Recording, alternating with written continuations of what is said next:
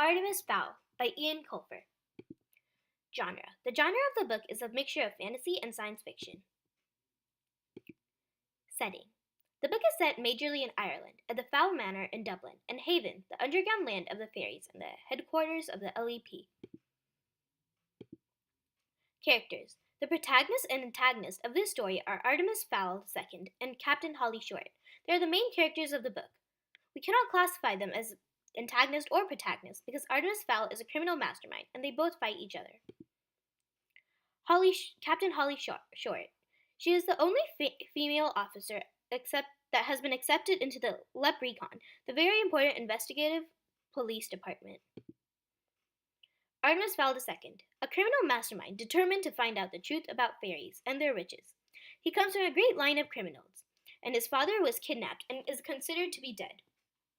He wants to restore the family fortune by stealing fairy gold. Commander Root.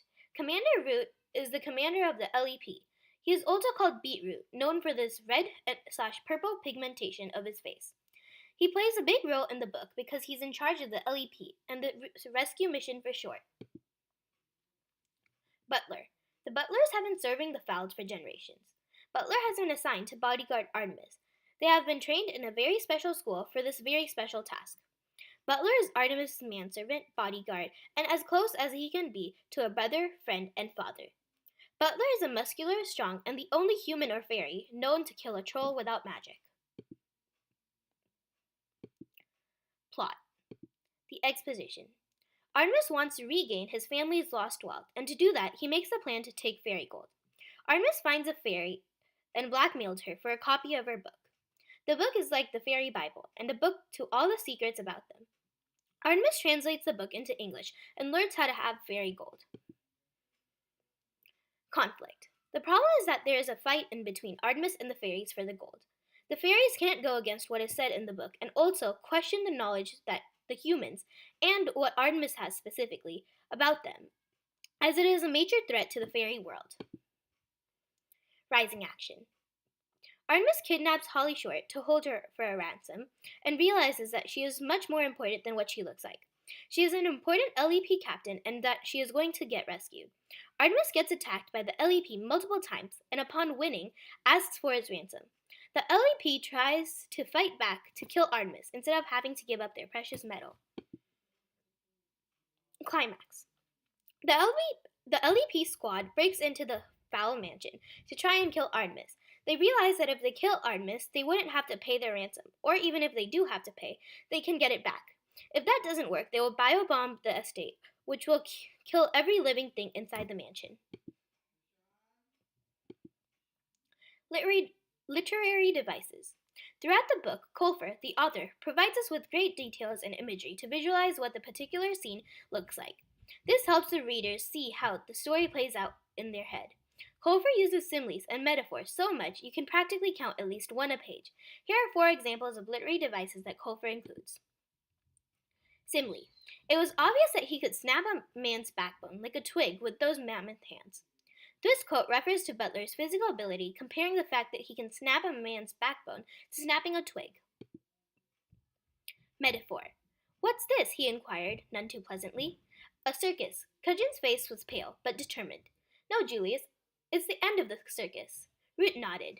I see. And these are the clowns?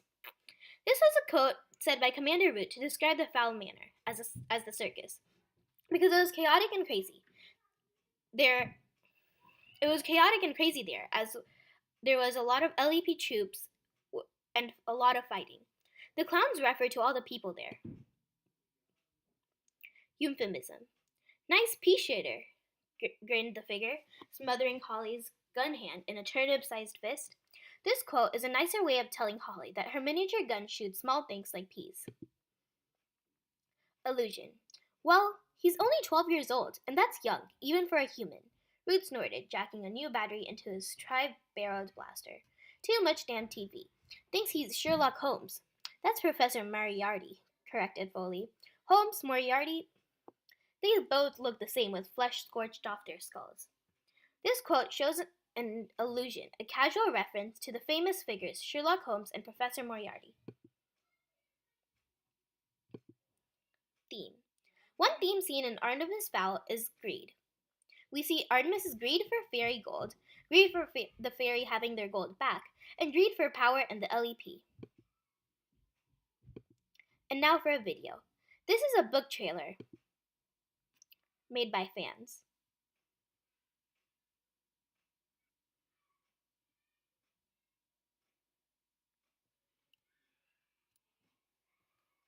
For centuries, humankind has sought for gold at the hands of leprechauns and fairies. But they're just myths. Bedtime stories, correct? Butler, I'm going to steal some fairy gold, and I'll be the only human to do it.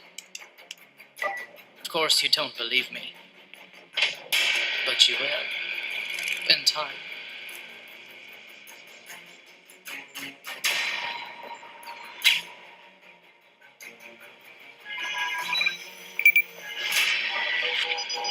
John, we got a situation.